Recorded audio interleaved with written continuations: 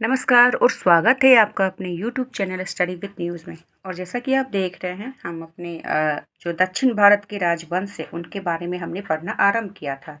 और जब हम इसे पढ़ते हैं तो सबसे पहले हमारा नाम आता है याद करने की, जानकारी की, वो आता है संगम काल के बारे में। और संगम काल में 3 राजवंश जो है वो सबसे प्रमुख रहते हैं, वो है चोल, चेर और पांड्य। और इन तीनों वंशों में हमने सबसे पहले चेर को पढ़ा, फिर हमने पांड्य को पढ़ा और आज हम चोल को पढ़ेंगे। क्योंकि चोल थोड़ा सा बड़ा है, ठीक है, इसलिए मैंने इसे सबसे लास्ट में रखा है। और इसका शाब्दिक अर्थ होता है नया देश। और ये सबसे सबसे शक्तिशाली भी रहते हैं, ठीक है। और ये क्या था ना कि ये 2 भागों में इनका उदय हुआ था। मतलब ये उदय हुआ था इनका, फिर ये बीच में इनके जो राजा थे ना वो शक्तिशाली नहीं रहे, तो ये फिर से सामंत बन जाते हैं। सामंती व्यवस्था किसने आरंभ की थी? सातवाहनों ने। तो चोल क्या हुए? सामंत बन जाते हैं। फिर क्या होता है कि जो इनके राजा थे, जब वो कमज़ोर हो गए, ये देख रहे थे कब राजा कमज़ोर है, कमज़ोर हो जाए और हम फिर से अपना प्रभुत्व स्थापित कर ले, राजा बन जाए। तो इस फिर से वो राजा बनते हैं, फिर से उनका समय आता है। तो 2 चरणों में इनका जो है ना कह सकते हैं कि काल रहता है, ठीक है। और इनकी प्रारंभिक राजधानी उरेऊर रहती है और उसके बाद इनकी राजधानी तंजौर होती है, ठीक है।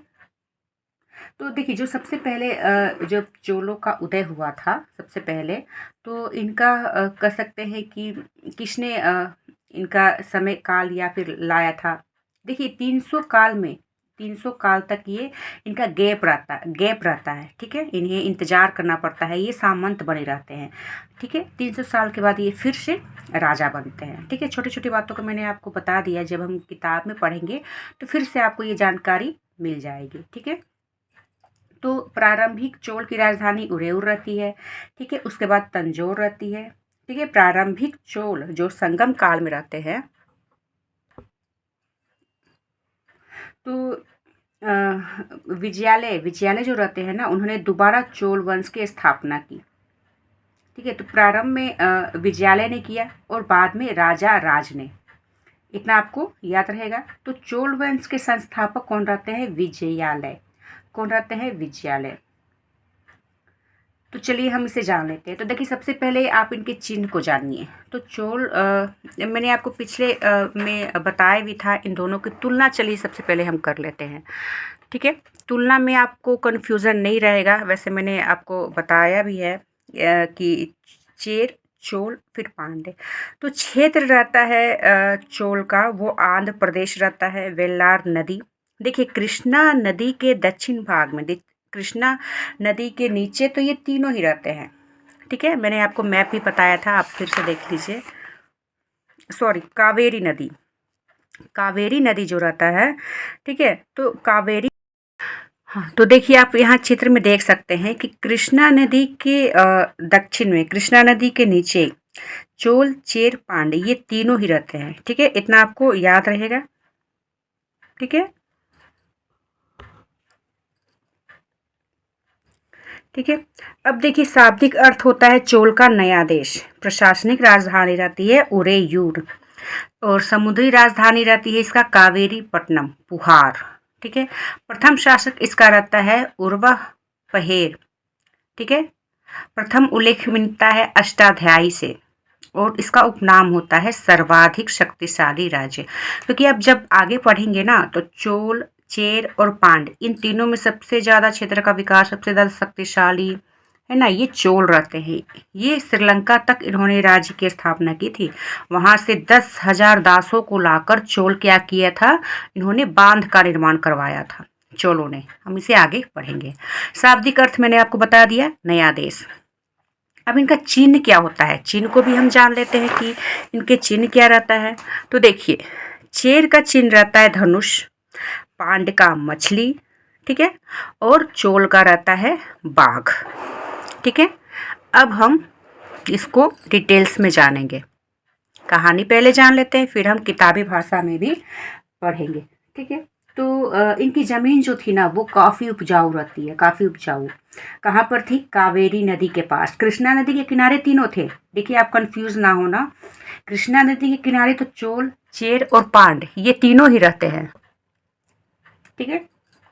लेकिन कावेरी नदी के पास इनका साम्राज्य था तो चोल का। तो इनकी ज़मीन जो थी ना वो काफ़ी उपजाऊ थी, ठीक है। और इन्होंने नहर भी बनवाया था। श्रीलंका से इन्होंने दास लाया और नहर का निर्माण करवाया था। इसका मतलब था कि इनकी नौसेना जो थी वो काफ़ी तगड़ी थी। और सूती वस्त्र में भी ये काफ़ी अच्छे थे। सूती वस्त्र में तो मदुरै मदुरै भी काफ़ी अच्छे स्थान पर था, ठीक है। तो ये राजा के सामंत से फिर राजा बन जाते हैं। ये राजा थे, फिर सामंत बन गए, फिर राजा बन गए, ठीक है। याद रखिएगा। 450 साल के बाद ये सामंत से राजा बने थे। तो 2 चरणों में इनका विकास हुआ था, ठीक है। ऐसा नहीं है कि इतने लंबे समय तक इन्होंने राज्य किया था। 2 चरणों में इनका विकास होता है। और सबसे प्रतापी राजा रहता है कारीकाल। इसे हम आगे पढ़ेंगे। कारीकाल का मतलब होता है पाँव, जिसका एक पैर जला होता है, पाँव जला व्यक्ति, ठीक है। तो कारीकाल जो था वो सबसे प्रतापी राजा रहता है। तो पल्लव का अंत करके, किसका? पल्लव का अंत करके इनके राज क्षेत्र पर इन्होंने चोल ने कब्जा कर लिया। प्रारंभिक चोल की राजधानी मैंने बताया उरेऊर थी, उरेऊर थी। उसके बाद चोल की राजधानी तंजौर हो जाती है, ठीक है। अब चलिए हम क्या करते हैं कि अब किताबी भाषा में पढ़ लेते हैं, ठीक है। फिर हम उसे और डीपली आगे पढ़ेंगे ताकि आपको कोई कंफ्यूजन ना हो। देखिए चोल राज्य जो था वो मध्यकाल के आरंभ में चोल मंडलम मतलब कोरोमंडल कहलाता था। और ये जो था ना पेन्नार और वेल्लारू नदियों के मध्य में पाली राज्य क्षेत्र के पूर्वोत्तर कोण में था। इसकी राजनीतिक सत्ता का केंद्र उरेयूर था जो कि सूती वस्त्र के व्यापार के लिए प्रसिद्ध था। किसके लिए? सूती वस्त्र के व्यापार के लिए। राजकीय चिन्ह बाघ था, मैंने बताया। प्रमुख शासक तो सबसे पहले है उरपहेरे, ठीक है, मैंने आपको बताया भी। उर वह परेहरे, यह चोल राजवंश का प्रथम ऐतिहासिक शासक रहता है जिसकी राजधानी उरेयूर थी। कहा जाता है कि यह राजा युद्ध में अपने सुंदर रथों के लिए प्रसिद्ध था, ठीक है। तो फिर क्या होता है कि ईसा पूर्व 2री सदी के मध्य में एलोरा नामक चोल राजा ने श्रीलंका पर विजय प्राप्त की और लगभग 50 वर्षों तक इसने शासन किया, ठीक है। तो इसके बारे में इतनी ही जानकारी है। पहला शासक का नाम आप याद रखिए, ये पूछता है। और इसकी ख्याति थी सुंदर रथों के लिए। फिर आता है सबसे प्रतापी और वो था करिकाल। तो चोल राजवंश में, ठीक है, करिकाल की क्या विशेषता थी भाई? तो करिकाल जो था चोल राजाओं में सबसे महत्वपूर्ण था, सर्वाधिक महत्वपूर्ण शासक रहता है। इसका काल था 190 ईस्वी, ठीक है। और इसका मतलब तो मैंने बता दिया, पाव जला व्यक्ति। तो करिकाल ने श्रीलंका पर विजय प्राप्त किया था और करिकाल ने पुहार मतलब कावेरी पट्टनम की स्थापना किया और अपनी राजधानी उरेऊर से कावेरी पट्टनम को स्थानांतरित मतलब बदल दिया। पहले उरेऊर था, फिर कावेरी पट्टनम कौन लाया? तो करिकाल लाता है। शिल्पाधिकारम, शिल्पाधिकारम काफ़ी अच्छी पुस्तक है, आप इसे पढ़ सकते हैं। तो इसमें करिकाल की पुत्री आदि नंदी के विषय में सूचना मिलती है। आदि नंदी का विवाह चेर राजकुमार आतन अत्ती के साथ हुआ जिसकी मृत्यु कावेरी नदी में डूबकर हो जाती है। लेकिन आदि नंदी ने अपने सतीत्व से इसे फिर से जीवित कर दिया, ठीक है। तो शिल्पाधिकारम में ये जो पुस्तक है इसमें आदि नंदी के बारे में ऐसा कहा गया है। कारिकाल ने पुहार की स्थापना की और कावेरी नदी के किनारे 160 किलोमीटर लंबा बांध बनवाया था। कितना लंबा? 160, ठीक है। इसका निर्माण 12,000 गुलामों से करवाया था। और ये गुलाम कहाँ से आए थे? श्रीलंका से बंदी बनाकर दासों को लाया गया था और फिर से बांध को बनवाया गया। पुहार की पहचान जो है वो कावेरी पट्टनम से की गई है जो चोलों की राजधानी रहती है और यह व्यापार और वाणिज्य का बहुत बड़ा केंद्र था। और उसका जो गोदीवारा, गोदीवारा मतलब बंदरगाह होता है, ठीक है, सी पोर्ट होता है, बहुत विशाल था। तो कार्यकाल के बारे में आपने जाना, इसने दास मतलब श्रीलंका पर विजय किया, 10-12 हजार दासों को लाया और बांध का निर्माण करवाया। इसकी बेटी के बारे में शिल्पाधिकारम से ज्ञात होता है, ठीक है। फिर आता है पेरुनर किल्ली। यह अत्यंत पराक्रमी चोल शासक रहता है और चोल राजाओं में इसी से राजसूय यज्ञ जैसे महान यज्ञ का अनुष्ठान किया गया। और फिर आता है सेन गनान। यह विषय में प्रचलित था, इसके विषय में प्रचलित है कि वह पूर्व जन्म में मकड़ा रहता है और इसने अपने संपूर्ण राज्य में शिव मंदिरों का निर्माण किया, मतलब शिव जी के मंदिरों का निर्माण करवाया।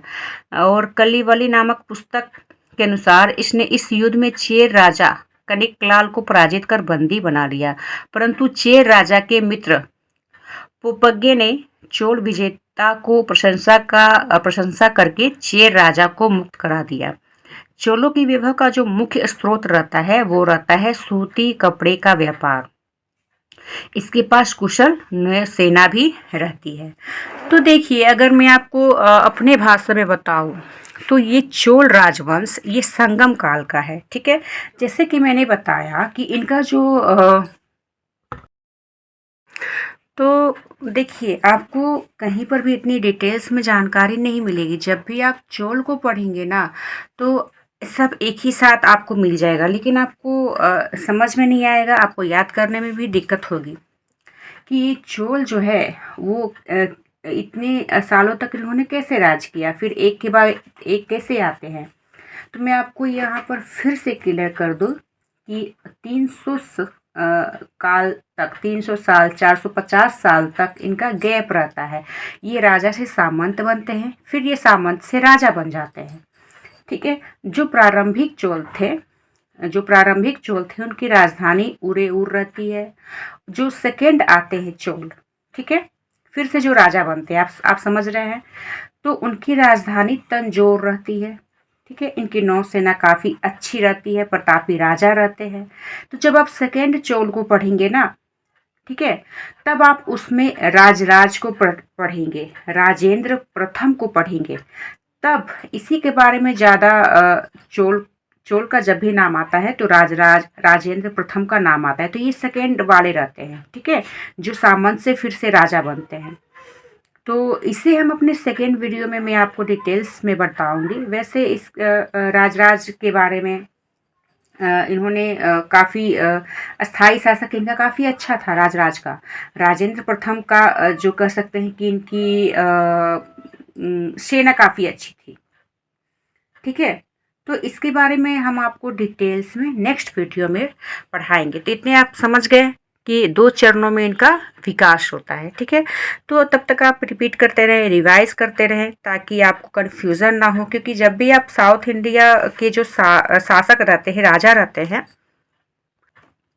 उसे पढ़ते हैं तो काफ़ी कन्फ्यूज़न होता है, राजा के नाम याद नहीं होते हैं, उनका समय नहीं याद होता है, ठीक है। और फिर एक चीज़ और है कि इनका जो शासक जो रहते हैं ना, उनका समय काफ़ी छोटा-छोटा रहता है। कम समय में ही काफ़ी छोटे-छोटे राजाओं ने राज किया था। तो इस तरह से दक्षिण भारत के राजवंशों को पढ़ना, याद करना भी हमारे लिए काफ़ी कुछ जटिल हो जाता है। लेकिन आप क्रम वाइज पढ़ें ना, एक दूसरे से मिलाकर पढ़ें, तो वहाँ पर भी आपको कोई दिक्कत नहीं रहेगी। और बाकी के लिए आप इस चैनल को लाइक, शेयर और सब्सक्राइब भी करते रहें, ताकि आपको डिटेल्स में जानकारी मिलते रहे। धन्यवाद।